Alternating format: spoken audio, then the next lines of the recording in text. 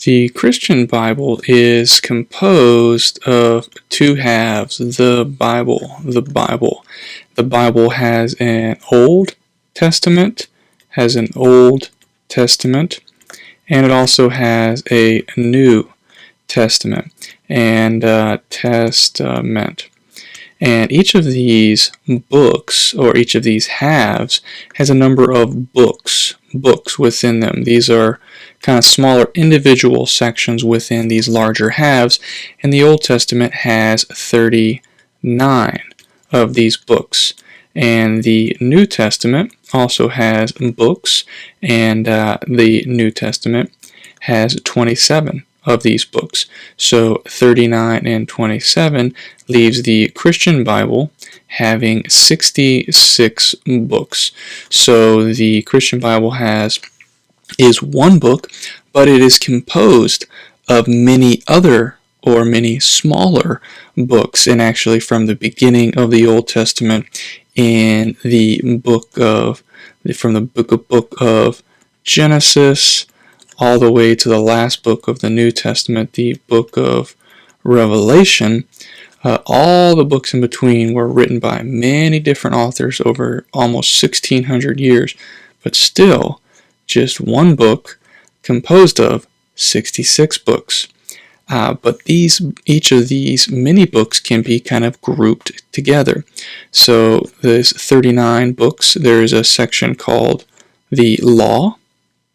There's a section called History, a section often referred to as Poetry, and a section often referred to as Prophecy. And sometimes even the prophecy is broken down further into major prophets and minor prophets. Now, these aren't because they were better or worse than some. It's just that the major prophets are often larger, more pages than the minor prophets. So it's interesting that these 39 books can be, they're in each of these sections, and each of these sections is in different groupings of either 5 or 12 books. So the Law has 5 books, History has 12 books, Poetry has 5 books, Prophecy altogether has 17, but if you break it down into major and minor, major has 5 books, and minor has 12 books. So 24 and 10, that's 34, plus 5, 39. If we look at the New Testament, we will begin here. The New Testament begins with a number of books called the Gospels. You could go to the next section and say the book of Acts, and the next section, often referred to as the epistles, various letters, and then finally, as we wrote up here, the last book of the New Testament, the last book of the Bible, the book of Revelation. The New Testament doesn't have this nice 12 and 5 grouping, but the Gospels has 4 books. The book of Acts is just one book.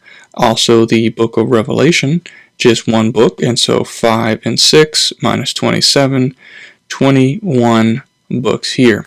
So the Bible, composed of 66 books, 39 in the Old, 27 in the New.